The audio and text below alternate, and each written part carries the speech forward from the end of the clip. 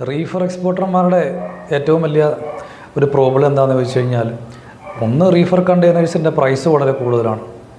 സാധാരണ 20 ഫീറ്റ് കണ്ടെയ്നറിനേക്കാളൊക്കെ ഇരട്ടി ചിലവാണ്, ഇരട്ടി റേറ്റ്സാണ് റീഫറിന് വരിക. രണ്ടാമതായിട്ട് നമുക്കിതിന് എപ്പോഴും പ്ലഗിൻ വേണം, എപ്പോഴും സോഴ്സുമായിട്ട് കണക്റ്റഡ് ആയിരിക്കണം.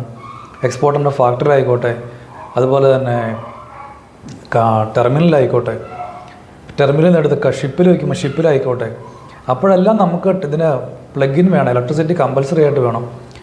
മാത്രമല്ല ഇലക്ട്രിസിറ്റിയുടെ ചാർജ് വളരെ കൂടുതലാണ്. അപ്പോഴാണ് ഒരു ന്യൂസ് ശ്രദ്ധയിൽപ്പെട്ടത്, നമ്മുടെ ചെന്നൈയിൽ നിന്ന് ആൻഡമാൻ നിക്കോബാറിലോട്ട് 5 ഡിഗ്രി സെൽഷ്യസ് ടെമ്പറേച്ചർ ഒരു തെർമൽ ആയിട്ടുള്ള ഒരു ഐസൊലേറ്റഡ് കണ്ടെയ്നർ പോലത്തെ കണ്ടെയ്നറാണ്.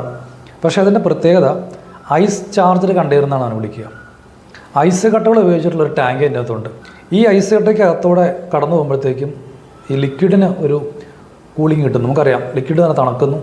ഈ തണുത്ത കൂളിംഗ് ഉപയോഗിച്ചുകൊണ്ട് തന്നെ ഈ ടെമ്പറേച്ചർ, കണ്ടെയ്നറിൻ്റെ ടെമ്പറേച്ചർ 5 ഡിഗ്രി സെൽഷ്യസിൽ ചെയ്യുന്ന ഒരു technology container corporation of India ചെയ്തിട്ടുണ്ട്. അത് കണ്ടെയ്നർ കോർപ്പറേഷൻ ഓഫ് ഇന്ത്യയും ജപ്പാനിലുള്ളൊരു കമ്പനിയും തമ്മിലുള്ള ഒരു ടൈപ്പാണ്. അപ്പോൾ ഈ കണ്ടെയ്നറിൻ്റെ മെച്ചം നിങ്ങൾക്ക് മനസ്സിലായി കാണും.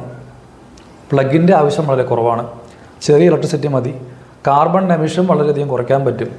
അങ്ങനെയാണ് നമ്മൾ ചെന്നൈയിൽ നിന്ന് ആൻഡമാൻ നിക്കോബാറിലേക്ക് കുറച്ചധികം കണ്ടെയ്നേഴ്സ് ട്രാൻസ്പോർട്ട് ചെയ്ത്. ഒരു പക്ഷേ ഫ്യൂച്ചറിൽ അതിന് നല്ല സ്കോപ്പ് കാണും. ഒന്നാമത് ഷിപ്പിങ്ങിൻ്റെ കോസ്റ്റ് കുറയ്ക്കാം.